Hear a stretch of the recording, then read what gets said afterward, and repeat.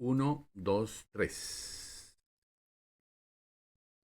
Amada familia, qué rico poder encontrarnos en este fin de semana para este 4 de julio que estamos celebrando. Un saludo para toda la familia de nuestro ministerio aquí en Miami. Este es el Centro Internacional de Teoterapia Integral, su iglesia Senti, en la Florida. Junto con mi esposa, les enviamos un saludo a todos ustedes. Como siempre, agradecidos a Dios por la oportunidad de tenerles, de poder compartir estos minutos y de seguir metiéndonos en la palabra de Dios para seguir tomando visión respecto de lo que el Espíritu Santo nos quiere enseñar y quiere que nosotros comprendamos, entendamos y visualicemos en lo que el Señor tiene para estos tiempos que no han sido fáciles, no seguirán siendo fáciles, seguirán siendo difíciles, pero con un propósito y con el respaldo del Señor, todo esto nos va a ser de gran bendición, porque nos está capacitando, nos está desafiando a tomar decisiones radicales, a replantear muchas cosas en nuestra vida cristiana. Y aquí estamos convencidos del plan de Dios para nuestra vida. Hace una semana tuvimos la primera parte de una visión que es muy importante que nosotros como cristianos debemos tener y que comenzó allá en el Antiguo Testamento respecto de el propósito de Dios que tiene con usted, conmigo, con la iglesia y con el Evangelio de Jesucristo, que es el desafío que tenemos, el, el de compartir ese Evangelio. Porque en ese evangelio hay poder de transformación, hay poder de salvación, hay poder de Dios a través de ese evangelio. Vamos entonces, recordemos a la casa del Padre. Hemos venido hablando de ese concepto importante de cómo los patriarcas tenían muy claro ese concepto de la casa del Padre. Es decir, que todo aquel que por alguna razón era marginado de la casa del Padre, había que traer. Era necesario hacer el esfuerzo que fuese y a ese patriarca se le daban todos los recursos para ir y hacer lo que fuera necesario para volver a traer esa persona que se había eh, eh, perdido, que había sido objeto de esclavitud o de había vivido alguna situación en su vida. Y ese patriarca tenía la responsabilidad de suplir todas esas necesidades.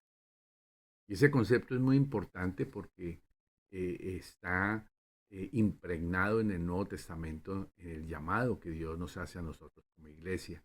Y por eso es bien importante comprender. También hablamos hace una semana de un viaje que hizo Abraham eh, desde la tierra prometida, desde Canaán, un viaje que hizo hasta Egipto. Y Abraham fue en esa oportunidad por una situación, por una necesidad. Pero lo que interesa aquí es viendo aquí el mapa que estamos viendo en este momento, pues podemos ver y comprender que el viaje que él hizo fue a través de la parte norte, desde la tierra de Canaán hasta Egipto, digamos, muy cerca del mar, paralelo al mar. Y también vemos cómo, en este otro mapa, vemos cómo cuando Dios sacó a Israel de Egipto, años después con Moisés, teóricamente el viaje que debía haber hecho Israel era el mismo que hizo Abraham, solo que en sentido contrario. Sin embargo, no fue así el viaje. Como vemos en lo que estamos viendo en la transparencia, Israel tuvo que salir de Egipto y viajar de una manera, eh, digamos, hacia el sur para poder estar allí en un lugar en el que para Dios era muy importante que Israel estuviera. Era demasiado importante eso. ¿Por qué? Porque eh, Dios tenía un propósito de que Israel llegara a ese lugar.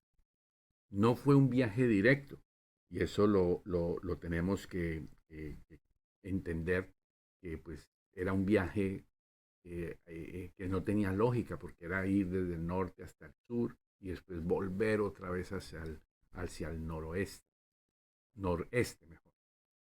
Pero eso tiene un propósito que es que hoy vamos a ver. Allí en Éxodo capítulo 3, versículo 1, recordamos que Moisés tuvo un encuentro con el Señor, con esa experiencia de la zarza. Y esa experiencia de la zarza, Moisés la tuvo en ese lugar, en el monte Sinaí.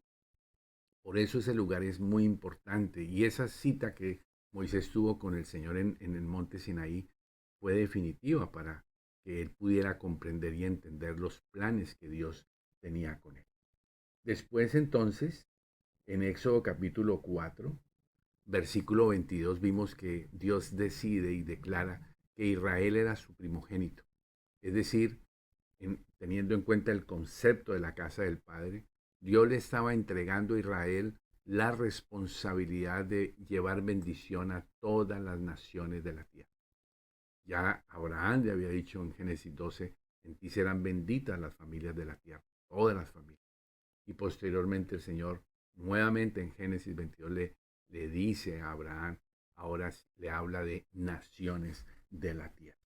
Y eso es un detalle muy importante. En Génesis 22, del 16 al 18, Dios hace una promesa, Él jura por sí mismo y establece una bendición para Israel y también establece eh, el que ellos fueran, iban a ser establecidos como reino de sacerdotes. Contando con lo que en Génesis 22 Dios le da esa promesa a Abraham después de que Isaac, o mejor, Abraham estuvo dispuesto a sacrificar a su hijo Isaac. Bien, entonces en Éxodo capítulo 19, versículo 3 al 6, nos damos cuenta algo bien importante que es el mensaje central que queremos compartir en esta oportunidad. Y es que Dios trae a Israel hasta el monte Sinaí porque el mismo Señor le dice a Moisés que él dice, los he atraído a mí. Y Dios trae a Israel para tener una cita allí en el Sinaí. Y esto es muy importante porque esto iba a definir claramente la misión y el destino y la visión que Dios tenía para Israel. Y allí, en Éxodo 19, versículo 3 al 6, básicamente eh, eh, el Señor le dice al pueblo de Israel, primero, ustedes son mi especial tesoro. Y claro, eso a usted y a mí nos gusta y es muy valioso y es muy importante. El saber que somos gente especial, usted y yo somos gente especial para el Señor. Se lo dice inicialmente al pueblo de Israel. Y por supuesto nosotros como la iglesia de Jesucristo tenemos esa promesa también. Somos especial tesoro para nuestro. Pero allí no se queda lo que Dios le dice a Israel.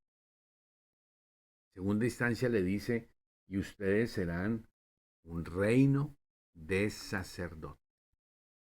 Y aquí es donde nosotros, pues, quizás algunos y el mismo pueblo de Israel, pues ya eso implicaba una gran responsabilidad implicaba un esfuerzo, o sea, significaba tomar decisiones radicales y ahí es donde la cosa pues no iba eh, por buen camino en el corazón de muchos. Igualmente como nos pasa a nosotros en este tiempo.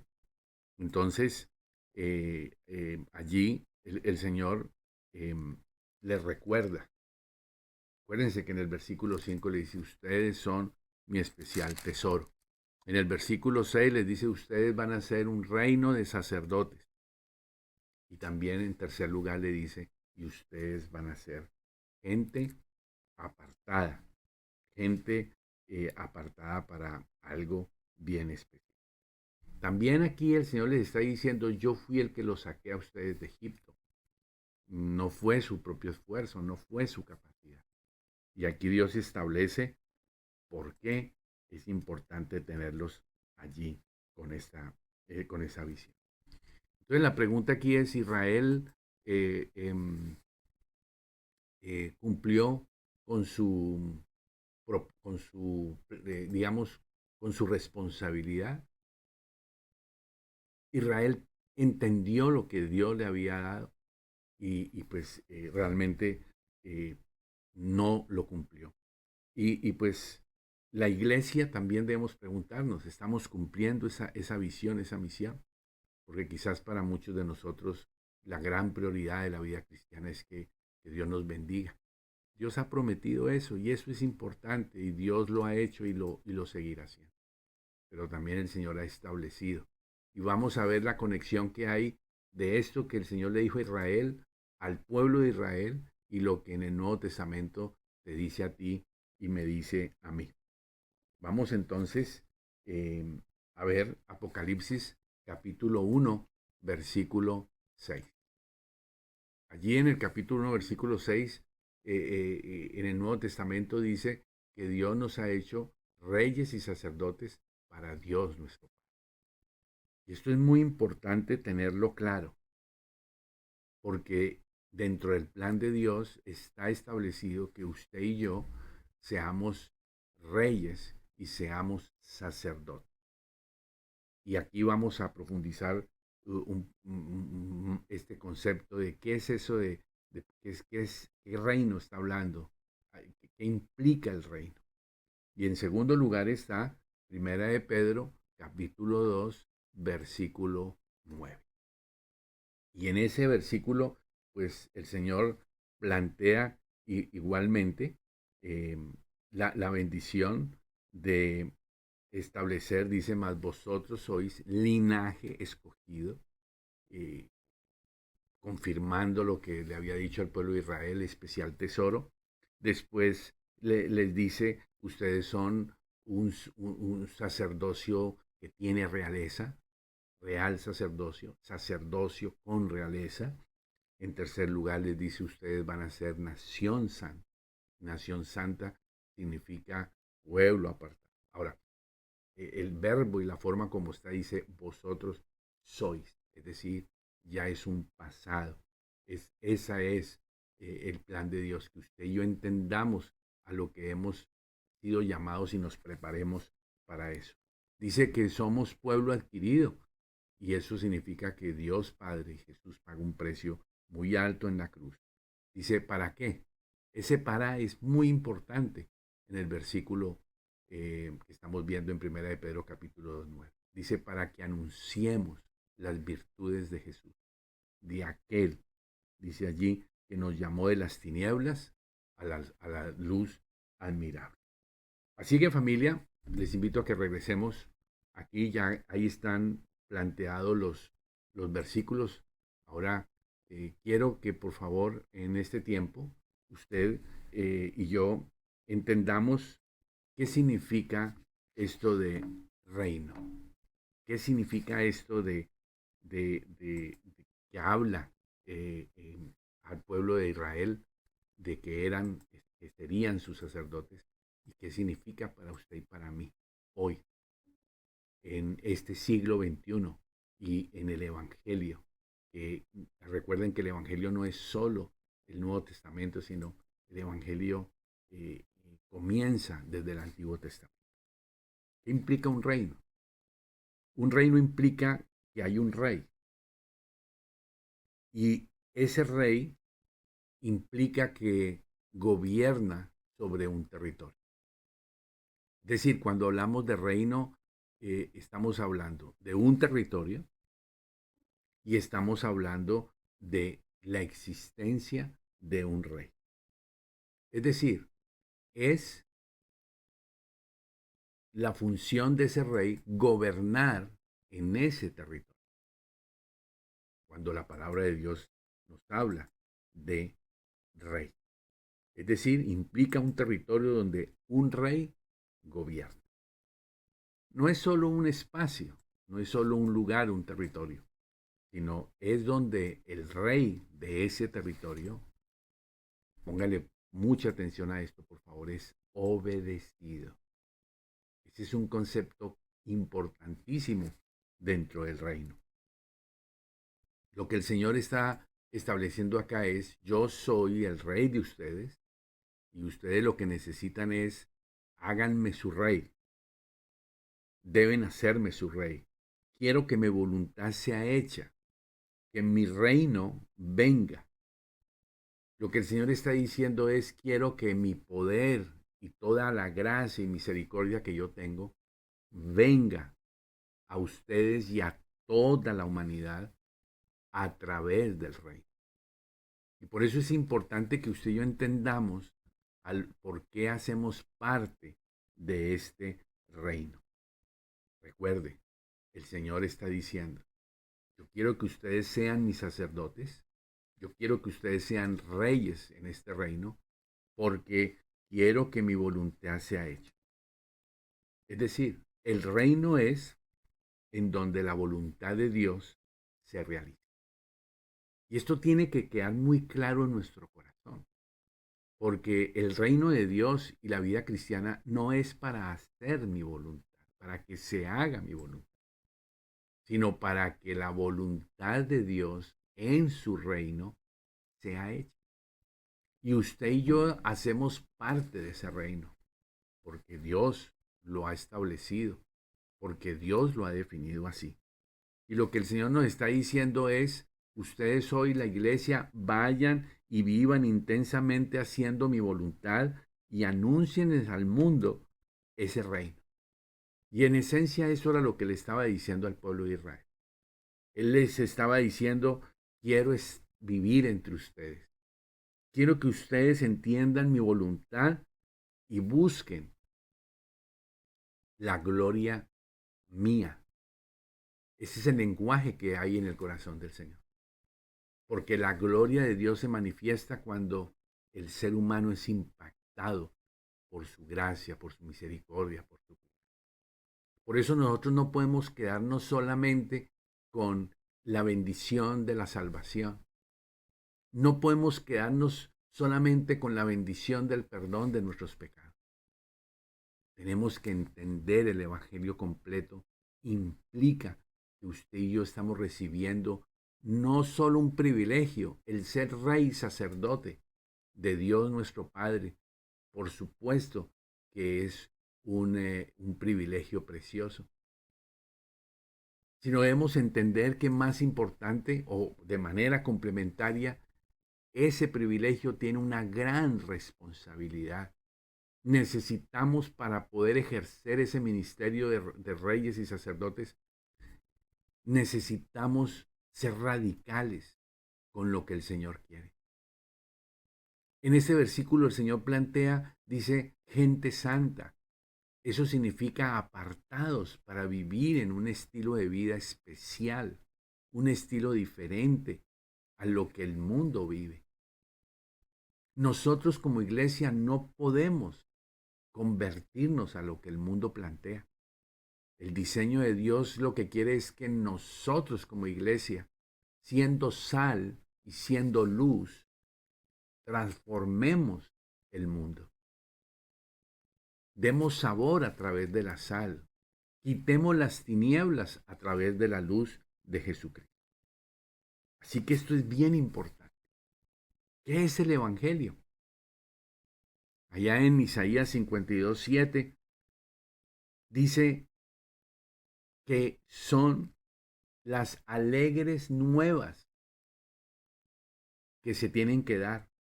El que proclama la paz, el que anuncia buenas noticias. Eso es el Evangelio. Usted y yo estamos llamados a hacer esto. Permítanme leer Isaías 52, versículo 7, para que lo tengamos, no lo tengo ahí en la transparencia, pero permítanme, lo leemos. Dice, cuán hermosos son sobre los montes los pies del que trae alegres nuevas. ¿Quién es el que trae alegres nuevas? Es el que comunica el Evangelio. Dice, del que anuncia la paz. Cuando anunciamos el Evangelio, usted y yo estamos llamados a eso. Eso no es un llamado para los pastores solamente, o para unos o para otros. Ese llamamiento es para todos los hijos de Dios. Tenemos la responsabilidad y privilegio de transmitir al mundo la gloria de Dios, de anunciar la paz. Dice, del que trae nuevas del bien, del que publica salvación, del que habla y publica que en Jesucristo hay salvación. Ahí está nuestro llamado. Nosotros no podemos seguir mirando para otro lado. Es nuestra responsabilidad ahora más que nunca. Dice, del que dice así a Sión, tu Dios reina. Necesitamos ir a decirle a la gente que Jesús reina. Que en el reino de Dios, Jesús, como el Rey de Reyes y Señor de Señores, tiene buenas noticias para la humanidad, buenas noticias para cada persona, para cada familia. Es mostrarles lo que significa cómo Dios reina en un matrimonio, cómo Dios reina en nuestros hogares, cómo Dios reina, puede reinar en una empresa, cómo Dios reina en medio de una sociedad. Ahora, quiero animarles a que pensemos por unos minuticos en la palabra sacerdote. ¿Qué significa reino de sacerdote? Dice, los haré sacerdote para que santifiquen mi nombre. Piensen lo que eso significa. Usted y yo somos eso, para santificar el nombre de Jesús. Y aquí es importante que meditemos en dos características muy importantes que tiene el sacerdote. En primer lugar, un sacerdote es un mediador. Esto es una figura preciosa y es una de las funciones preciosas que tiene el sacerdote. Recuerde que, según esto, entonces usted y yo somos mediadores. Quizás usted se pueda sorprender porque usted pueda decir, ¿yo sacerdote? ¿Acaso el sacerdote no es el misionero, el tiempo completo, el pastor? No. Todos los hijos de Dios, todos los cristianos, somos sacerdotes. Usted es un sacerdote. Usted y yo debemos asumir esa responsabilidad. No la podemos eludir. Usted no la puede eludir. Aunque puede hacerlo, no debe hacerlo. ¿Qué es un mediador? Es aquel que está entre Dios y el pueblo. Miren esta bendición tan linda. Dios lo ha llamado a usted a eso, a estar entre Dios y las familias que están cerca de su vida, a estar en su casa, por ejemplo, usted varón, que hemos dicho que los varones somos los sacerdotes en nuestra casa. Debemos estar entre Dios y nuestra esposa y nuestros hijos. Debemos estar en la comunidad entre Dios y la comunidad. ¿Y cómo lo hace? Los sacerdotes demuestran cómo es Dios. Con la manera de vivir suya y mía estamos llamados a demostrar cómo es Dios. A mostrarle a la gente que Dios es real, que Dios funciona. Perdón que use esa palabra, como si Dios fuera un sistema, no. Que Dios es real, que las promesas de Dios son ciertas. El sacerdote está llamado a vivir en santidad. Está llamado a que en él se vea la expresión de la misericordia de Dios. Que en usted y en mí se vea la expresión del perdón de Dios. que se vea la expresión de la justicia de Dios. Es que a través suyo y mío como sacerdotes podamos decirle a la gente, así luce Dios. Es una visión preciosa, mediador. La segunda característica de un sacerdote es ser obediente, vivir en santidad. La palabra kadosh en hebreo, estar apartado a un estilo de vida diferente. No se trata de ser perfecto, se trata de ser apartado. Se trata de entender que usted y yo estamos llamados a no parecernos al mundo. Que usted comprenda lo que significa ser apartado. Y son decisiones que necesitamos tomar. Apartados para estar más cerca del Señor. Apartados para estar listos para ser útiles en sus manos. Para comunicar y representar bien al Rey de nuestro Rey. Y esas son las tres cosas que Dios le dijo al pueblo de Israel. Eres especial tesoro, eres reino de sacerdote y eres gente santa apartada. Ya en Éxodo capítulo 19. Y es exactamente el mismo mensaje que el Señor le está dando a la iglesia hoy, en el Nuevo Testamento, en dos pasajes que estamos viendo hoy, Apocalipsis capítulo 1, versículo 6 y Primera de Pedro capítulo 2, versículo 9. Familia, aquí está un desafío hermoso. Yo quiero animarle a que lo piense seriamente. No se quede solamente con el primer pedacito de la promesa que Dios le dio a Abraham de te bendeciré. El Señor le dijo a Abraham, te voy a hacer llevar bendición a todas las familias de la tierra. Y también le dijo, voy a bendecir tu descendencia. Yo quiero animarte a que entiendas que ese mismo sello del llamado en el Antiguo Testamento es el mismo para el Nuevo Testamento. Y que este llamado a ser rey, sacerdote y estar apartado es para ti y para mí. No es solo para cierto tipo de personas o cierto nivel de liderazgo en la iglesia. Esto no era un desafío solo para Moisés, era para todos. Este es un desafío que necesitamos aceptar. Hemos venido hablando estos últimos días sobre los famosos puntos ciegos. Y este ha sido un punto ciego con el que hemos caminado muchos años, negando esta realidad de estos versículos, negando la realidad de la verdad de la palabra de Dios cuando dice que Dios dice, sois linaje escogido, sois nación santa, pueblo adquirido. Usted y yo necesitamos reaccionar con honestidad y con sinceridad y con una obediencia y una actitud radical para decirle al Señor, Señor, quizás han pasado muchos años en que yo he estado conociendo y he sido necio a esto. No lo he querido entender, no lo he querido aceptar, o quizá lo he entendido, pero no lo quiero aceptar. Y esta sea una oportunidad hermosa que Dios nos está dando para que tomemos decisiones sobre esos puntos ciegos. Recuerden la tragedia recién que ha sucedido aquí en Miami. Desde hace 3 años había un anuncio y no se tomaron las decisiones radicales que se debían tomar. Y ahora estamos frente a una tragedia de muerte.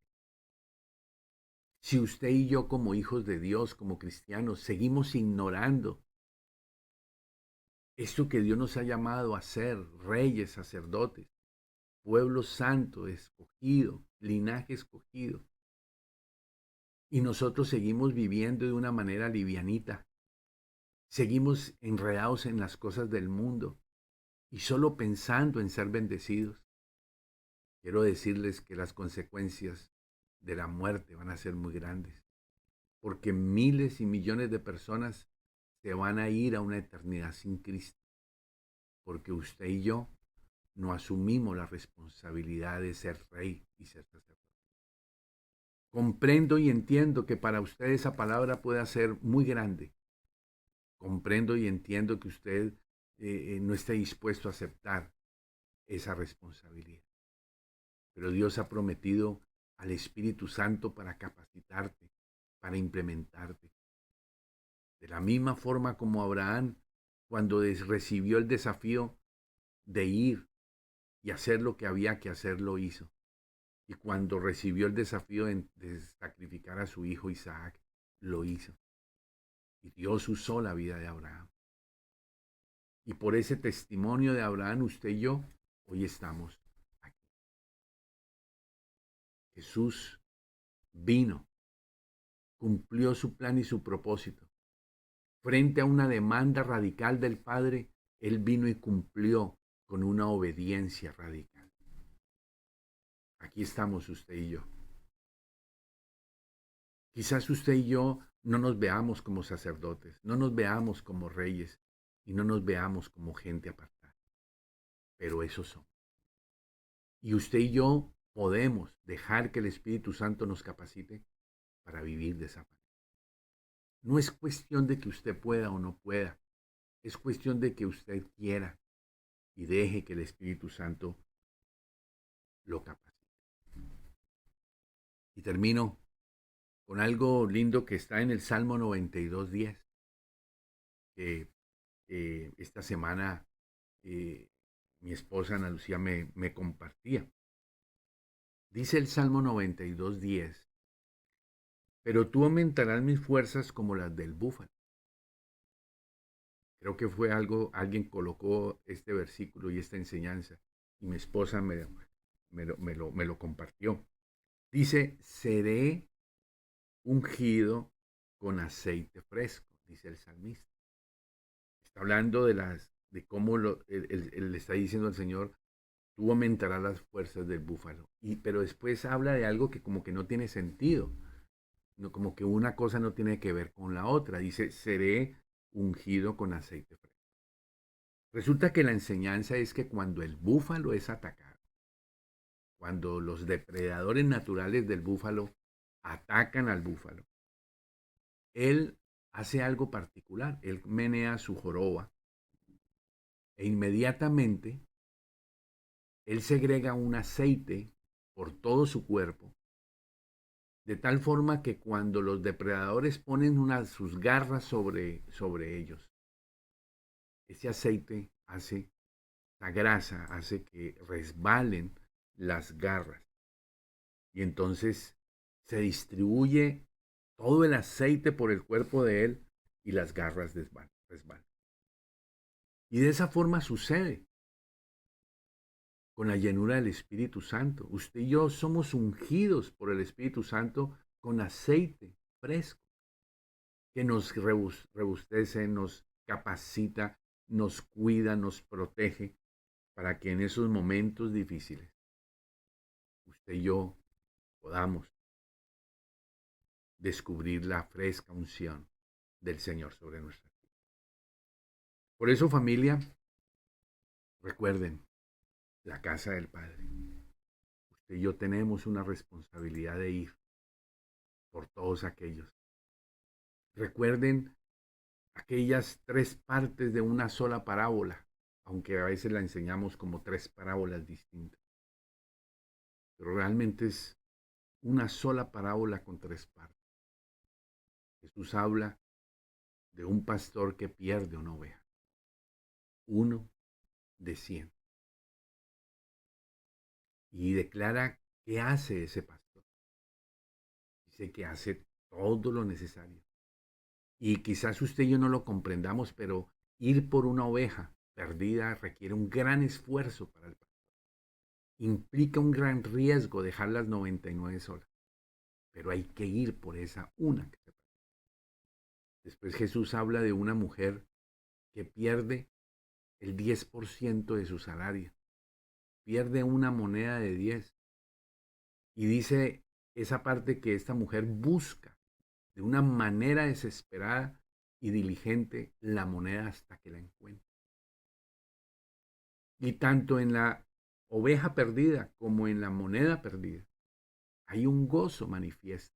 Dice la Biblia que esta mujer va y llama a sus vecinas y les manifiesta su gozo. En el caso de la oveja, una de 100. En el caso de la moneda, una de 10. Y recuerde la última parte respecto del hijo pródigo.